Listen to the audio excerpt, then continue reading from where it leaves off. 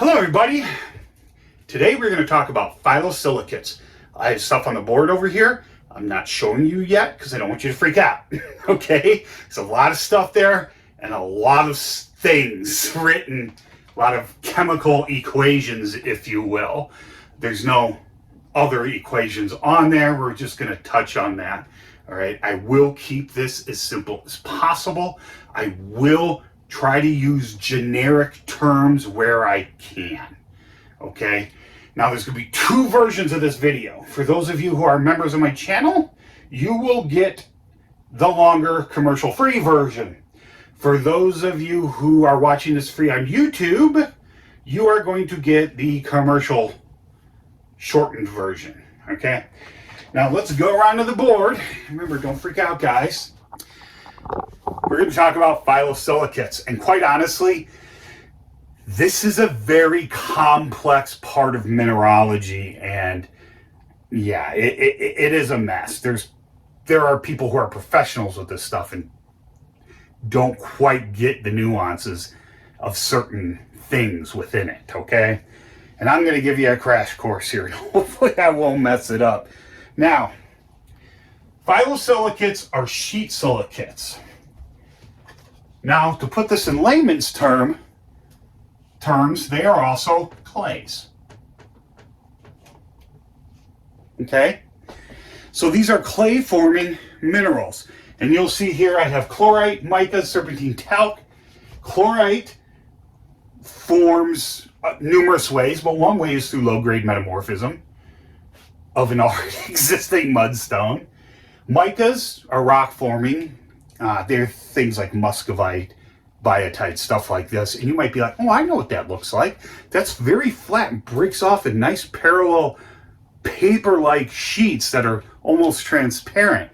And we'll come back to why that is. Because remember, how minerals break and rocks break. Well, rocks break based on mineralogy and where they're hit, okay? Where they break from. So you can get things like rectangular, or I should say cubical rocks. This does happen, or ones that kind of resemble rhombohedrons or something like that. Now you can get perfect shapes just from fracturing, not so much erosion. Anyway, I'm digressing here. Serpentine is also an altered form of other minerals. We see this a lot in ophiolite sequences. And very ultramafic rocks like peridotite will form serpentine. And talc, I actually forget where talc forms. I'm sorry. It's not something I work with. But you're going to see this, because this will come up over and over again when you ever do any research on this. On Earth, that is the silicate tetrahedron. That is probably in the planet as a whole, not the surface, but as a planet as a whole, that is probably the most common arrangement of atoms that there are. Okay? This forms a lot of stuff. And if we just make our little atoms here, my oxygens are red. I tried to do 1, 2, that's a third one back there. And my little silicon's in the middle, and then I got an oxygen on top. Not the best 3D image. So then we simplify it like this, and this guy here in the middle. So we got oxygens, and we got our silicon in the middle here. Now you'll see SiO2 a lot. You know, that's quartz. That is very common, but this is more common. This is very common on Earth. Now, something unique happens on Earth that doesn't seem to happen on even other terrestrial planets. Now, there might be some there because of conditions in the past, but now we don't have any of these forming presently on Venus or Mars. Why? Well, we'll get into that. First, I want to talk about this. The basic structure of a phylosilicate, something that looks like this. You've got 1, 2, 3, 4, 5, 6 of these tetrahedrons locked together. And here you see the word hydroxyl and ion. That's an OH minus ion. Almost all of these have one of those in the middle. Water is key to forming these. No water, you don't form these. At least not naturally. Okay? And these are 3D shapes, but they'll bind with other ones. This pattern will repeat itself over and over in one direction to infinity, theoretically.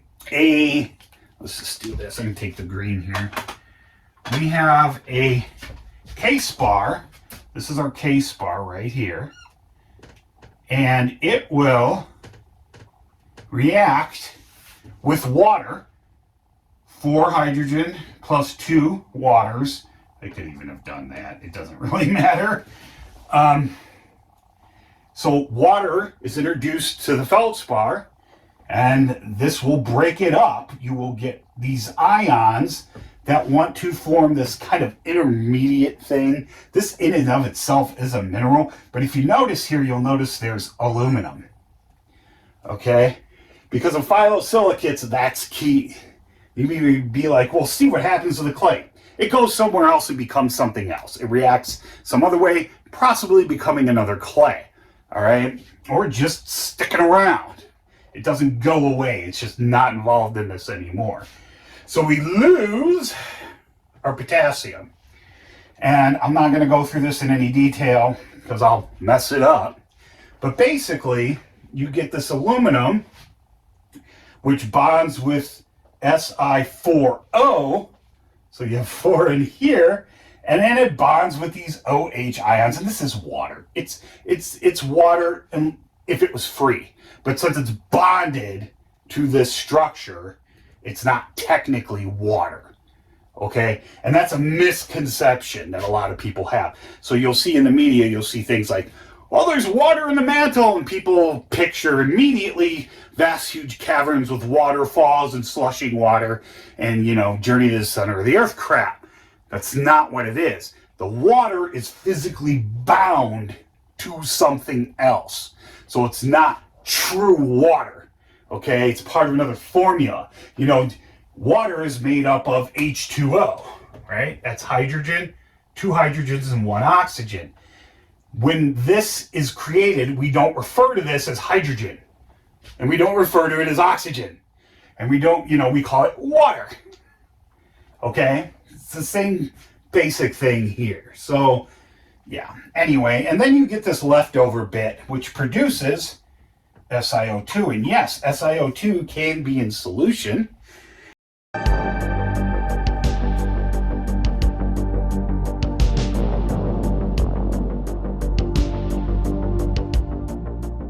This is the most comprehensive field guide to the bedrock geology ever done of the Upper Peninsula of Michigan. It was written by a professional geologist and a geophysicist with a PhD. We take you on many, many places exploring the bedrock of the region. It's very point-directed. You do not have to go in order of the book, and we hope you enjoy it. You'll get something like this, which is kaolinite. Okay, so as you can see, kaolinite has OH4, and when we talk about kaolinite, we don't sit there and say, hey, this clay is water clay, as we kick up big dust clouds. It's because the water's physically bound to it. Now, it can get wet, and it can react again and again and again, but if you don't take anything from this, take from this that water is key to forming these clay minerals. Water at moderate temperatures. And I hope you guys check out some of my work. You don't have to. I don't think I've sold a single thing on YouTube yet. I've sold some on Printify and Redbubble. And I just launched a website, but it's not called Steve Bauman. It's called Ezra's Trinkets. And I just literally launched that this morning at like 5 a.m. And I will update it again tonight. So, anyway, I think that's it. If you have any questions or comments, please leave them below, and I hope you guys learned something.